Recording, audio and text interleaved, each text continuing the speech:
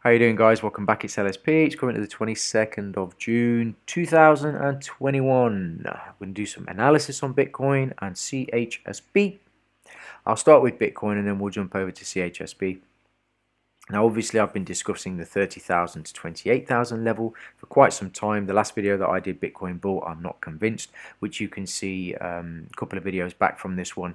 I explained all this stuff. I put some tweets out. I was talking in the Discord chat. I mean, I tried so hard to just really explain, this level and that I wasn't convinced. Something just didn't quite seem right. This open liquidity price absolutely has to trade there. I said that so many times. It has to go there. And look at the response here. It's not some random 25,000 to 27,000 or 28 to 30, 28 to 35 or 35 to 30 or 32 to 30. It's 30,000 to 28,000. I can't go back and change this number. I can't, and look at the price response. The low of today, 28,600, bang on the money, and there's your response.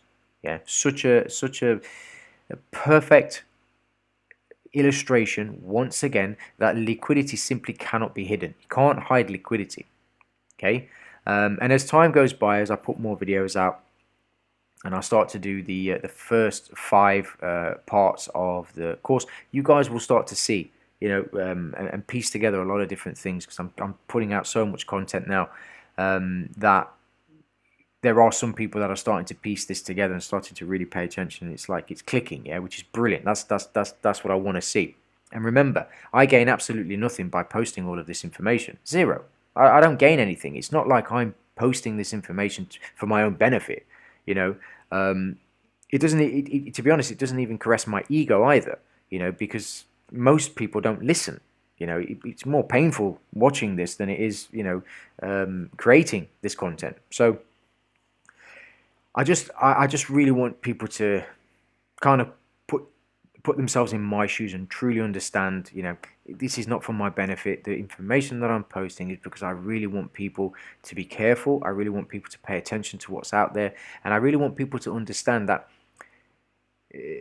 not that nothing else matters, but that liquidity is the most important thing. Okay, and I think at this point, after all these years and recently, being over at Swissborg, that I've proved myself. How many times do I have to prove myself before people wake up, and say, yeah, I'm going to pay attention? We all have our own investment ideas. We all have our own investment goals and plans and strategies, methodologies. But there are, and I still do this to this day, there are so many places where you can still learn, and grow as investors and traders. I'm always looking for opportunities. I don't know everything, and I'm always looking for opportunities to grow as an investor and as a trader. So, with all of that said, Bitcoin's hit this level now. Where do we go from here? So, what's interesting, but also can be quite scary, in terms of liquidity and imbalances. All of this here.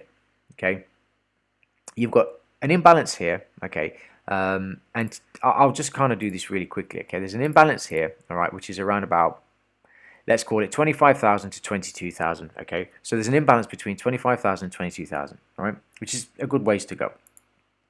If we look at the mechanics of what's happening on Bitcoin, you have, this nice drop, okay, and then we've had this consolidation here. Okay, so price tried to rally a little bit and then it consolidated. Tried to rally a little bit, it's reversed, and then it started to run lower. Okay, so this could be, a leg of what could potentially be another 2 or 3 weeks of price delivery. Okay, and if that happens, we could very well see ourselves all the way down to, sort of between 22 and 25,000, right, to rebalance this area over here. If this continues, okay, and I'm not sure yet because I need to see the flows, but if this continues, it is possible, okay? It is very possible, if this continues, that we end up all the way down here, sub 20,000. This is a possibility, and I'm going to make a note of this, and I'm going to make this black, right? Sub 20,000. This is a real possibility for Bitcoin, okay? Most people don't want to hear that, but that's just the harsh truth, okay? I'm going to remove this because we've already gone through this level now. I will leave this on down here, and I'll go back to the daily, just kind of hash out some things for you. So there is not a great deal stopping this on the way down. I mean, there's a lot of liquidity that was taken out over here. it is accumulating on the way down. This is very important and very interesting, actually, that as price is coming down, Bitcoin's being accumulated to the buy side. Yeah, I'm not talking about just people that you hear about in the news, Michael Saylor, Elon Musk, all these.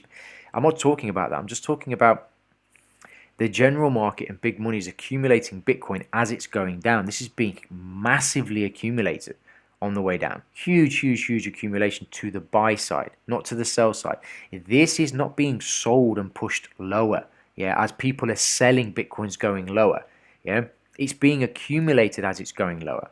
And the largest portion of accumulation actually happened here and down here today.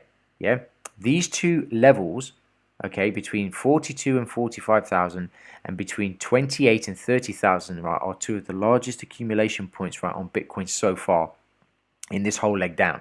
Okay, so it's being accumulated on the way down, which is interesting, and it actually bodes well in terms of larger swings over a much larger time frame of years. Okay, and this is important. You need to be able to take a step back and say, okay, look, this is a yearly thing. This is massive. The time frame's huge. Yeah, in terms of where Bitcoin could potentially be going in the future. You know, right now this is just, you know, accumulation phases, distribution phases, and this is what's happening as Bitcoin is going lower and lower and lower. Okay. Yep, we can still, you know, it is, you know, there is a potential for Bitcoin to continue going low, but as it stands right now, I believe we will start to stabilize a little bit. I think the month of August is going to be quite slow. I think we will start to pick up, you know, towards sort of September, October time. And if anybody was paying attention, I did say the last 2 weeks of June, we should see some volumes come into the market, which we have seen. I never said it was going to go up. I said we'll see volumes coming into the market. Things should start to pick up a little bit. We've seen that. Volumes are starting to come back into the market. We need to start tracking these volumes so we can start to pair that with the mapping that we're doing on price, checking the flows back and forth, and, you know, paying attention to where the next areas of liquidity could be that price will want to drive for. Right. So there is some levels below. I've already made a note of those in terms of upside. You know, and I'll zoom right in so I can just show you in terms of upside. We absolutely need to get back above this level now, okay, on Bitcoin. Before we can even contemplate seeing higher prices, it has to get back above around about 36,000 and then start to run a little bit higher. On the right here, there is nothing in terms of imbalances all the way up to here. Okay, and I said this previously, 52,000 is a key level in terms of imbalance. We need to see an order flow shift now. What that means going forward, okay, is as I continue to track price, as you know, on Bitcoin, and I'm looking for these accumulation spots, for me, I need to see objective fulfillment and then an order flow shift. Effectively, it's this. As price continues to go down, there will come a moment where price will stop. And when it stops, I want to pick that moment. I want to be able to see that moment where price stops and reverses, not just hits a level and bounces and then it's gonna. I need it to stop and then absolutely know with 100% confidence and surety that that was the moment. Yeah, when it happens, that Bitcoin has finished accumulating and now it's going to start grinding higher. Yeah. For the foreseeable future in terms, and when I say for foreseeable future, I would mean at the time years. That's what I want to see. I haven't seen that yet. Yeah, I haven't seen that yet, unfortunately, and I think we're way off that. You know, objective fulfillment is a massive, massive turning point in the market, and until that happens, you know, there's nothing really much we can do other than to try to pick these areas as price is going down to accumulate more. This is my own personal plan, not trade advice, but to accumulate more.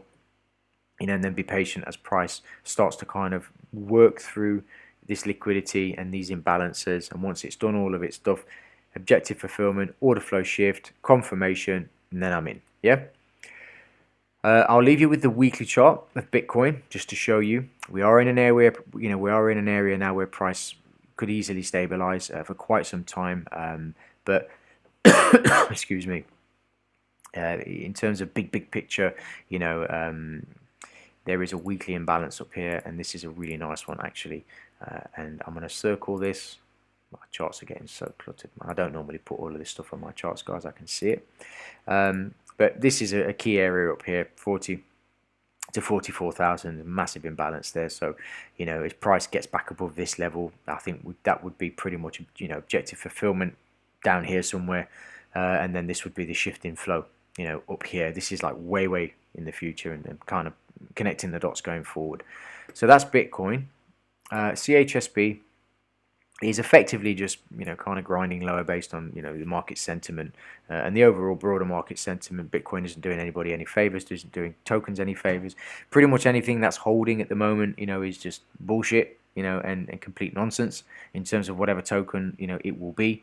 That has absolutely no value, because think about this: if a token is not moving, okay, in sympathy with the market, it means it's on its own page. And generally, when you find, you know, an asset class on its own page, regardless of whatever asset class, you know, class that is, it's one of two reasons. Number one, it's super important. The technology that they bring to the market is amazing. You know, they're on fire. It's just a great product or a great service, you know, and so on. Or it's just complete shite and it's going to get dumped and everyone's going to lose their money that's in it. Yeah. So just bear that in mind. This is from experience. I'm talking from years of experience. It's not hocus pocus nonsense bullshit as people keep you know, saying to me. It isn't, right? So with Swissborg, and I'll get this out of the way right now. The next area of liquidity is going to be down here. Just ignore the tail. That big tail, guys, is irrelevant. Okay, just trust me on this one. It's irrelevant. So if I go over to, we'll just make this kind of a light color. The next area of liquidity is going to be down here. I was saying in the chat earlier that if Bitcoin continues to go lower and it starts to drive towards the sub 20 level, okay, then I think Swissborg will move in sympathy. And don't quote me on this, but I have a very strong suspicion, okay, that CHSB will stop following what Bitcoin's doing, yeah, at some point. And it will just, I don't think if Bitcoin gets down to sub 20 or 20,000, sub 20,000, I think CHSB is going to kind of hover around about the 30 pence mark. Sorry, 30 cent mark, between 30 cents and 35 cents, possibly higher, you know, and just kind of stay there until Bitcoin decides whatever it's doing, or until more money is pumped into, you know, the CHSB token, or, you know, the company releases, you know, more features and more, you know, more features and more stuff that they're going to be adding to, you know, the wealth app and so on, and services. And that's important because, you know, remember, Swissborg has a utility. You know, personally, Bitcoin for me, I think is, I'm not going to give you my opinion on Bitcoin. Actually, I'm going to start blowing people's minds. I forget it. But CHSB has value. It's a utility token, okay? And, you know, we simply will not stay down here. We just won't. Unless Swissborg goes bankrupt, we're not staying down here, okay? And that's with the strongest of conviction. Okay, that's the best way that I can say it. So we have these liquidity pool down here. Again, I mean, I've spoken about these levels, guys. I said it in the videos and so on, so I'm not going to rehash them. But, you know, key level up here, I've said it. So, you know, $1, we want to see $1 again, obviously. Okay, it goes without saying. But in terms of what we could see going forward, you know, for me, there's been a really nice balancing today, which is beautiful, actually. So going forward, I would want to see nothing. It's not that dissimilar to Bitcoin, actually, but the key area on Swissborg, and it's actually quite interesting because we have some liquidity build up here, and we also have an area of liquidity build up just here as well. So these two spots right here, we've got the first level down here around about 65 cents, and then obviously we've got this level up here around about the 80 cents. These are becoming very key levels on the way back up. And remember, what's even more interesting is the efficiently traded price delivery on the way down, okay, has left no imbalances behind. It's just left liquidity, which means there's a bunch of orders that price needs to run for, okay? So think of liquidity as, in this particular example, think of liquidity as, you know, if Swissborg, or sorry, not Swissborg, if CHSB needed to find liquidity to pair orders, okay, the only place that it could do that is where there will be resting liquidity, okay? And the resting liquidity right now, which is building up and becoming bigger, is here and here, yeah? You can see this if you go down to, I know most of you can't, and you'll say, what do you mean I can't see it? I'm saying when you gain the experience, you know, and start to understand what I'm saying and what I'm going through, you can see what I'm describing. You can see it on the hourly and the 15-minute chart. As price is coming down, you can see the liquidity build up because of the way price is moving. It's telling you, I've just accumulated more here. No, I've just sold more there. I just bought some more here. I've just sold off more there. You know, there's a dead giveaway, and I'm not giving it to anybody. I want somebody to figure it out. It's on the charts, okay? It's on every single candle, yeah? Every single candle, regardless of whatever time frame that you're looking at, every single candle, okay, produces this. And when it does, if you look at it, it will give you the information that you need if you know what it's doing. That's the best way that I can explain it without telling you directly what it is. You have to see it for yourself. If you see it, then you will be able to say, yes, okay, I see it. If somebody says to me, is it this? I will tell you if it is. Straight away, I won't hide it from you. I won't say no. If somebody says, is it this? I will tell you. So when you see it, you can start to see and figure out why price is doing what it's doing. Okay, sorry, not why. You can start to figure out the accumulation and distribution levels as price is moving around, up and down, down, doing everything that it's doing, and you can start to see the buildup of liquidity above and below certain areas. And when you see that, you'll notice that price, once it's done one thing, in this case, come all the way down to, you know, the liquidity area that we noted below 50, you know, and a little bit lower. I think it hit like 39 today. You know, then it will start to turn and it will start to look, you know, to look for or seek liquidity elsewhere. It's here and here and here. Yeah, this is the big one. Okay, but this $1 area up here between 90 cents and $1 isn't that important in terms of liquidity. We just want to see it cross that point because it's strong for Swissborg or CHSB in this case. But these areas here are what price, and this is a giveaway. Listen, these two areas here, okay, are what CHSB needs, okay, to get, needs these areas, needs the liquidity in these two areas to get back to 90 cents to $1. Yeah, really let that sink in. So going forward, want to see price at least above this one, 60 to 65 cents. Price gets back, you know, back there. It will start to stabilize, hopefully, you know, and then we should see a little pop, not here, but here. We should see a pop around about the 80 cents mark, just as price is running into this area because it's a larger liquidity pool. In terms of downside, I did mention this and I'll mention it again. The next area of solid liquidity is right here.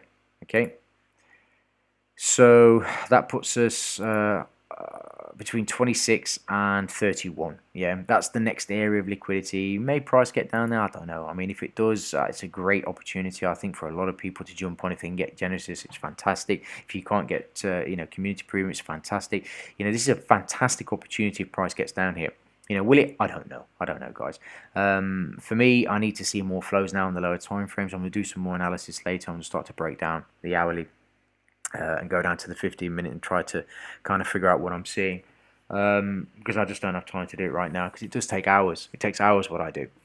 But as it stands, everything's kind of just settled now. You know, we've had some momentum to the downside, but it's not been an aggressive, sharp, crashy feel to it. It's just been, you know, steady movement lower.